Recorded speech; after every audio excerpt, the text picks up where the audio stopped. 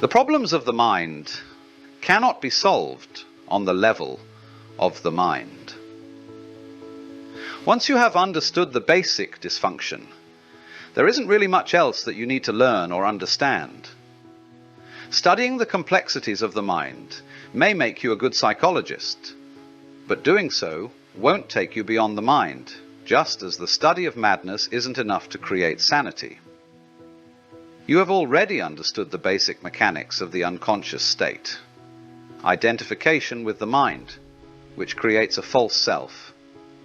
The ego as a substitute for your true self, rooted in being. You become as a branch cut off from the vine, as Jesus puts it. The ego's needs are endless. It feels vulnerable and threatened, and so lives in a state of fear and want. Once you know how the basic dysfunction operates, there is no need to explore all its countless manifestations, no need to make it into a complex personal problem. The ego, of course, loves that. It is always seeking for something to attach itself to in order to uphold and strengthen its illusory sense of self, and it will readily attach itself to your problems. This is why, for so many people, a large part of their sense of self is intimately connected with their problems. Once this has happened, the last thing they want is to become free of them. That would mean loss of self. There can be a great deal of unconscious ego investment in pain and suffering. So once you recognize the root of unconsciousness as identification with the mind, which of course includes the emotions, you step out of it. You become present. When you are present, you can allow the mind to be as it is without getting entangled in it. The mind in itself is not dysfunctional. It is a wonderful tool. Dysfunction sets in when you seek yourself in it and mistake it for who you are. It then becomes the egoic mind and takes over your whole life. Here is the key. End the delusion of time. Time and mind are inseparable. Remove time from the mind and it stops, unless you choose to use it. To be identified with your mind is to be trapped in time, the compulsion to live almost exclusively through memory and anticipation. This creates an endless preoccupation with past and future, and an unwillingness to honor and acknowledge the present moment, and allow it to be. The compulsion arises because the past gives you an identity, and the future holds the promise of salvation, of fulfillment in whatever form. Both are illusions. But without a sense of time, how would we function in this world? There would be no goals to strive toward anymore. I wouldn't even know who I am, because my past makes me who I am today. I think time is something very precious, and we need to learn to use it wisely rather than waste it. Time isn't precious at all, because it is an illusion. What you perceive as precious is not time, but the one point that is out of time, the now. That is precious indeed. The more you are focused on time, past and future, the more you miss the now, the most precious thing there is. Why is it the most precious thing? Firstly, because it is the only thing. It's all there is. The eternal present is the space within which your whole life unfolds, the one factor that remains constant. Life is now. There was never a time when your life was not now, nor will there ever be. Secondly, the now is the only point that can take you beyond the limited confines of the mind. It is your only point of access into the timeless and formless realm of being. Have you ever experienced, done, thought, or felt anything outside the now? Do you think you ever will? Is it possible for anything to happen or be outside the now? The answer is obvious, is it not? Nothing ever happened in the past. It happened in the now. Nothing will ever happen in the future. It will happen in the now. What you think of as the past is a memory trace stored in the mind of a former now.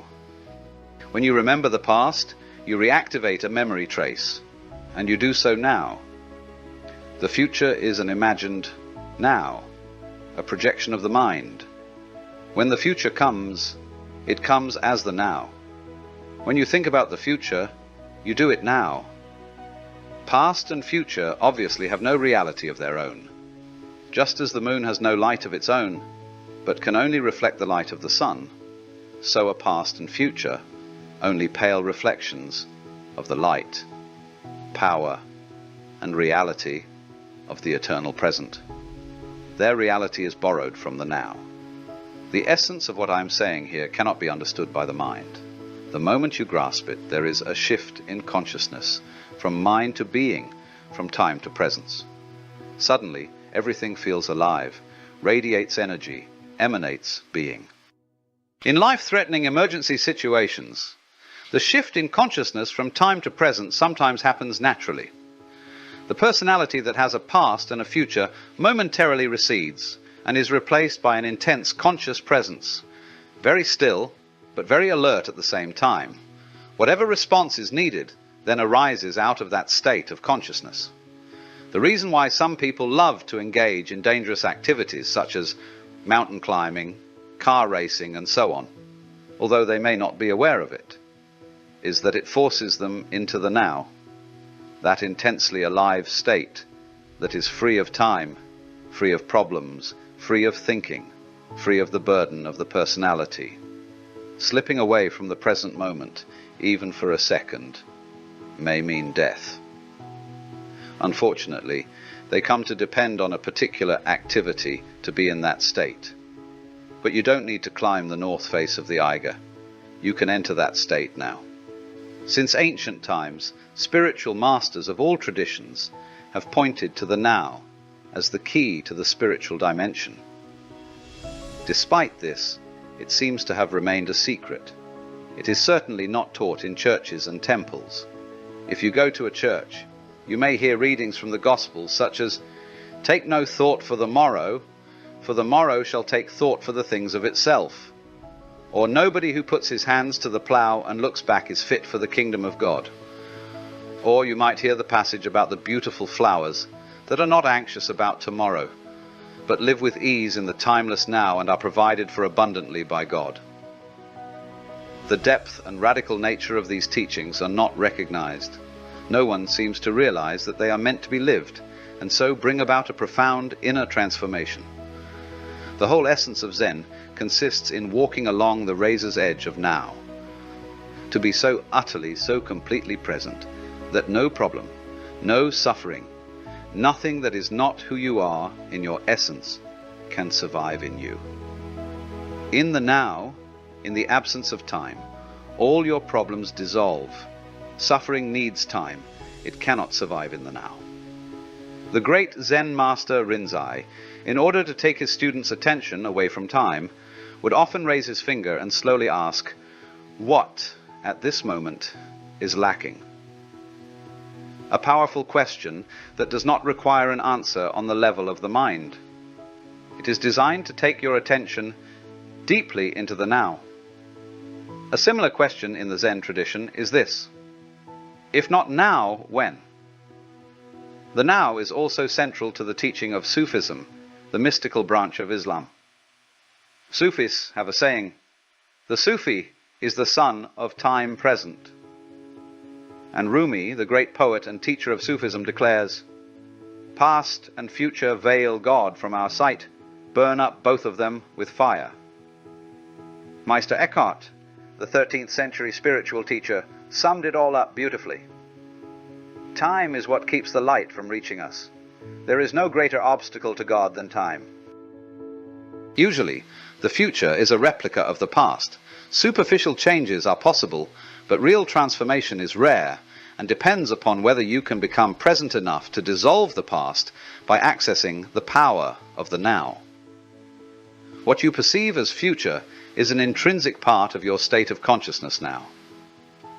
If your mind carries a heavy burden of past, you will experience more of the same.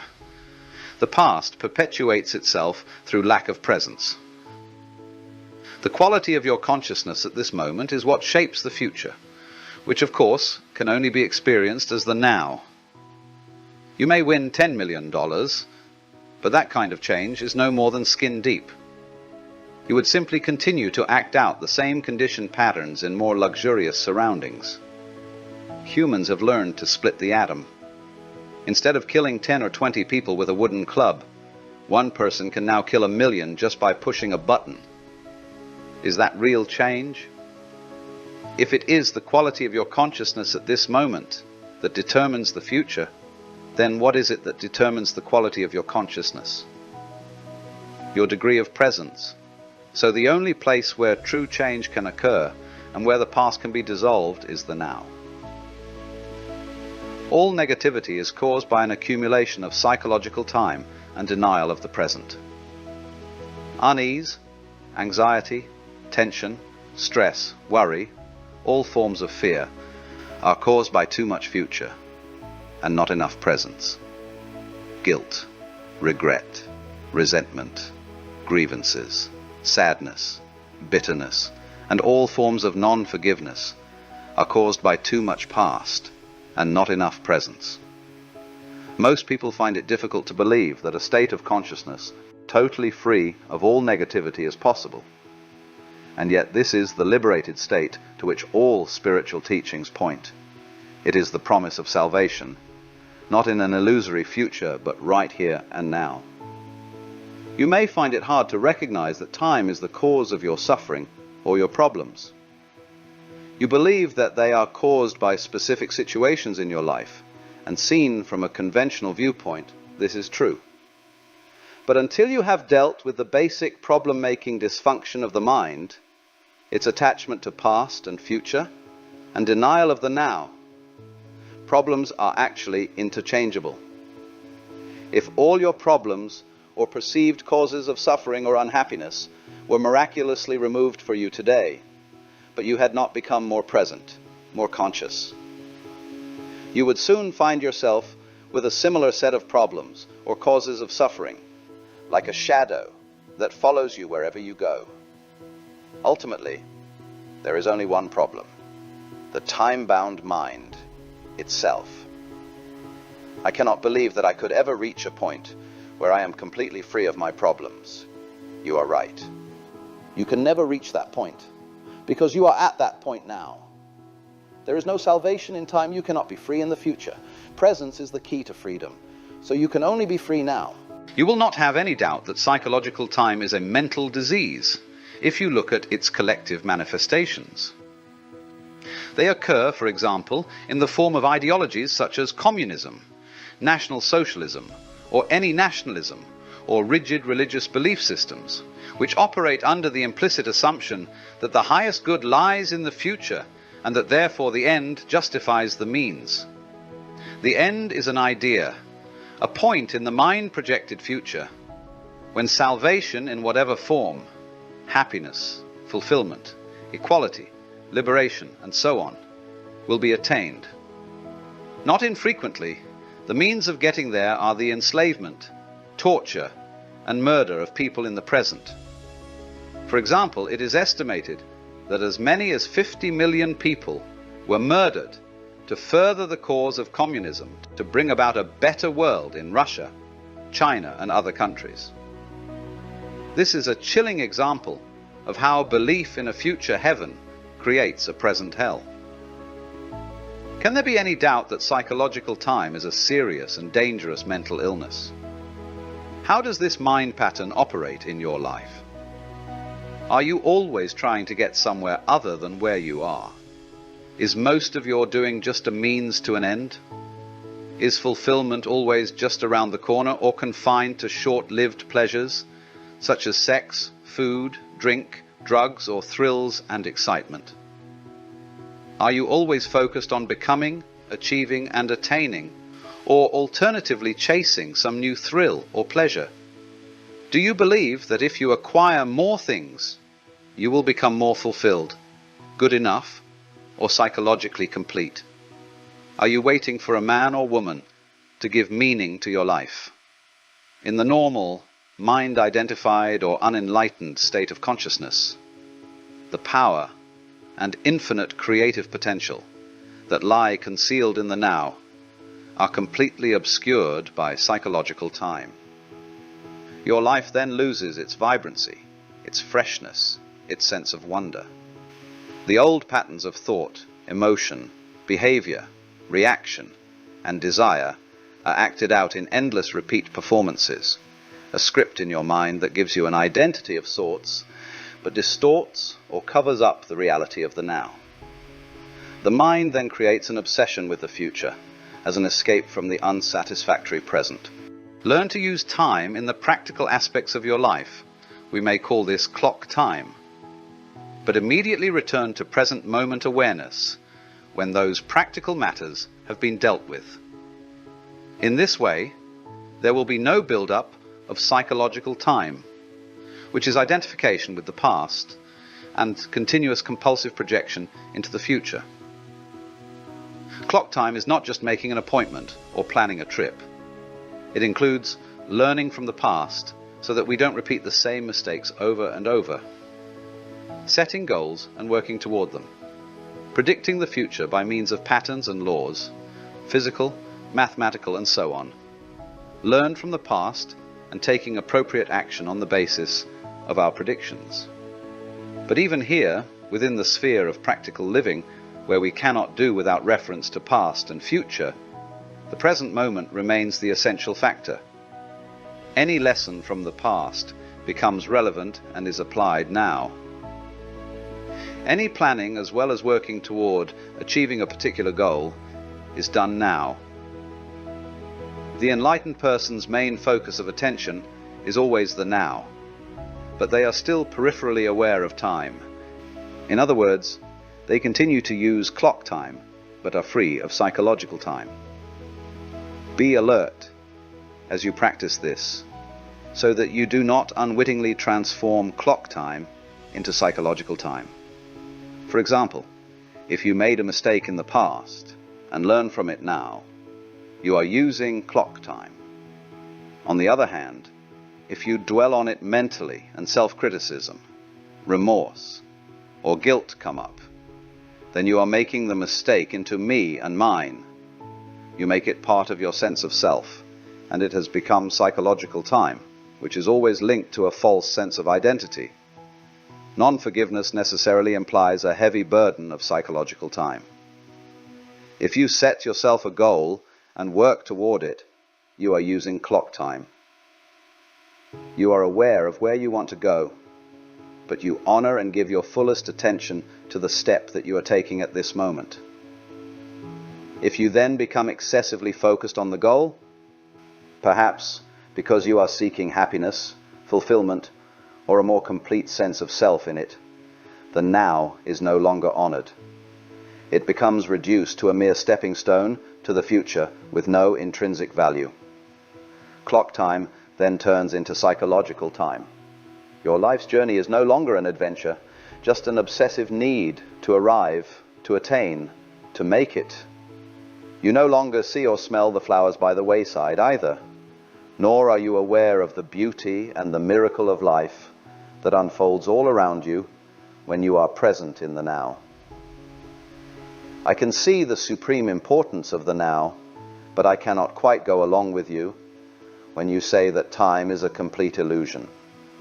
When I say time is an illusion, my intention is not to make a philosophical statement. I am just reminding you of a simple fact, a fact so obvious that you may find it hard to grasp and may even find it meaningless. But once fully realized, it can cut like a sword through all the mind-created layers of complexity and problems. Let me say it again. The present moment is all you ever have. There is never a time when your life is not this moment. Is this not a fact?